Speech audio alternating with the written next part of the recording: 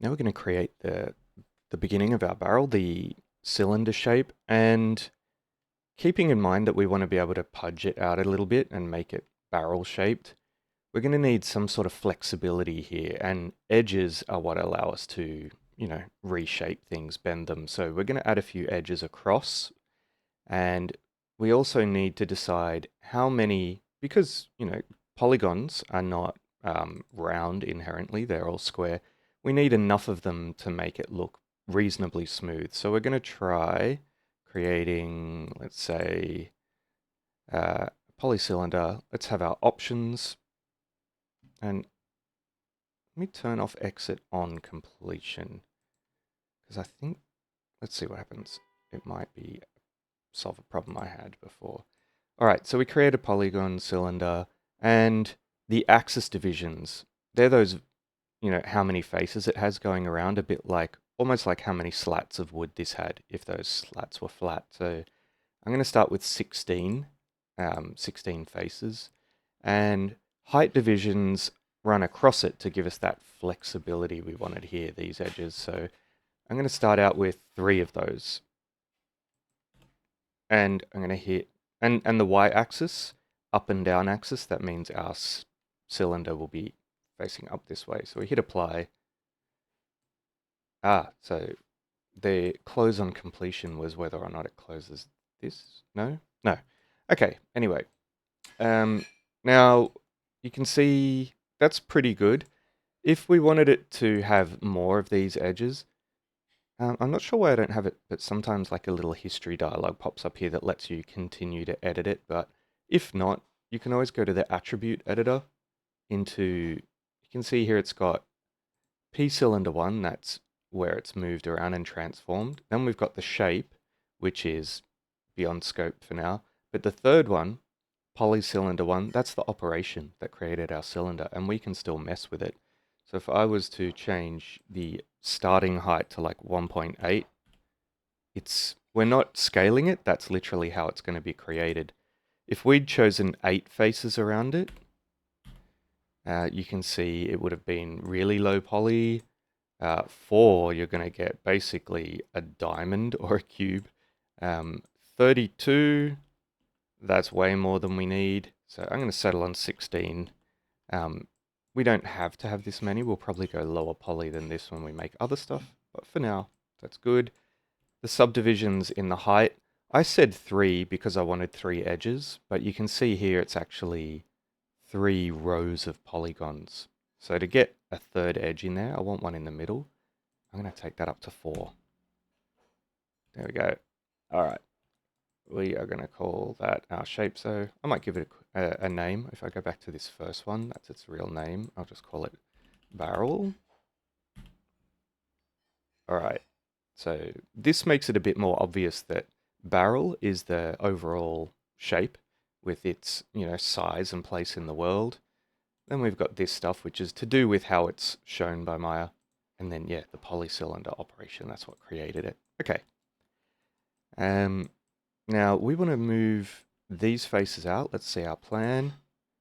I've actually got my plan here. So I'm going to make it a bit smaller just so we can keep it on screen and pop it down here. All right.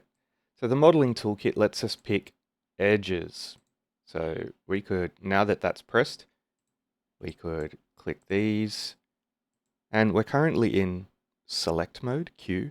If we were in scale mode or move mode, you can move these edges around, you could rotate them, you can scale them. So the skills you guys already had with making a table in class can now be applied to any part of any component within here, be it vertices, the little points, edges, faces, so you can select the whole face.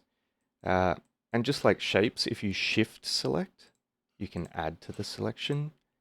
If you want to select all the way around, so a whole edge loop, instead of going shift click, you can just double click that and it will select the whole edge. So again, click over here to deselect, double click here to select an edge.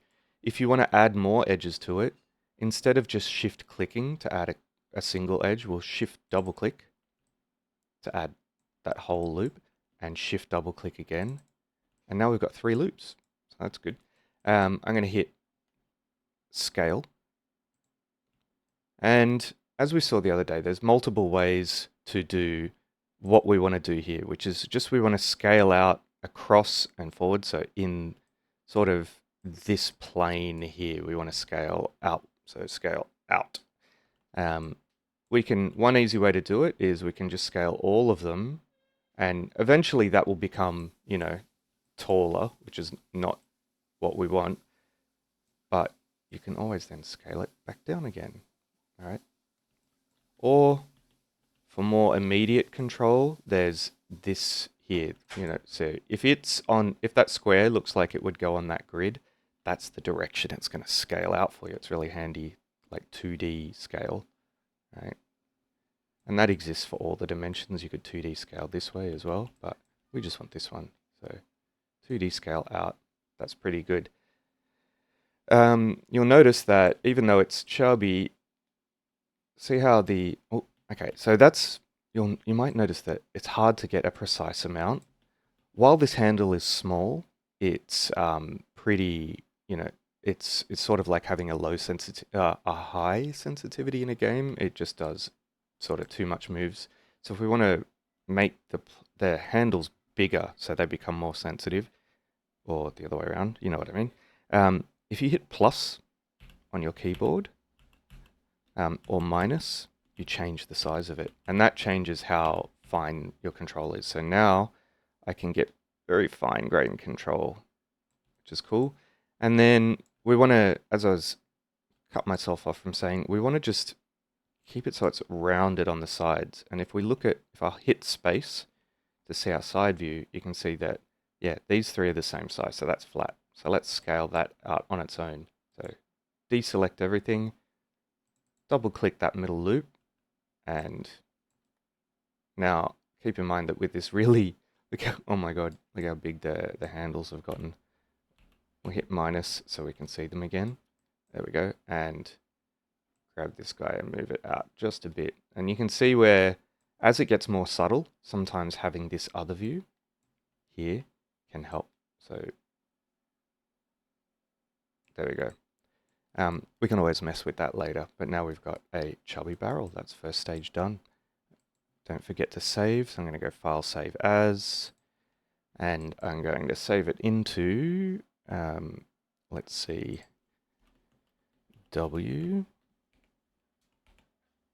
Torrens, and in there I've got my, one moment, actually, my computer, my OneDrive, ACL 103, etc. exercises, and this is where I'm saving it for you guys. So I'm just going to call it barrel low poly .001.mb. .001 allows me to quickly save new versions of it. I'll show you how later. Save as. Done. Next step coming up.